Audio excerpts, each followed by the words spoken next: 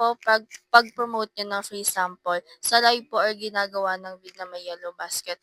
Puwede naman po siya, 2 option naman siya. Puwedeng sa video na lang siya gawin, puwede video lang ta's lalagyan niyo ng yellow basket. Puwede rin siyang i-live ta's ipipin niyo siya sa mismong basket niyo. Kung ang tanong mo na kung puwede ba na ano lang, na yung pag-promote lang ng product is for video lang, puwede naman siya. Puwede naman siyang hindi niyo i-live. Puwede siyang gawan niyo lang siya ng video, pero puwede rin siyang naka-live.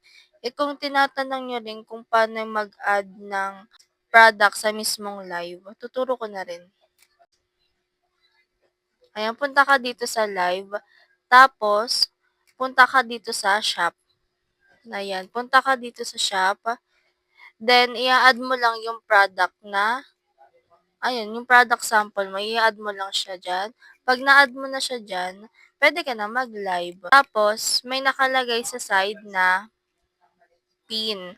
Ayun, mapi-pin niyo na siya. Ayan, kung direct video mo na gusto mo naka-add na agad yung basket, punta ka dito sa TikTok, center, tapos punta ka dito sa manage sample, ayan siya. Tapos itong pipindutin niyo yung pending criteria, 'yan. Katulad nito, yung pending criteria ko is yung sample product ko sa Simply. Ang gagawin lang din dito, ipipindutin mo yung create. Magdediretso na yang may basket yung paglalagyan mo ng mismong video. Ayan. May basket na diretso, i-add mo lang. Ano mo na, pagka-proceed mo na, nandun na agad yung basket mo.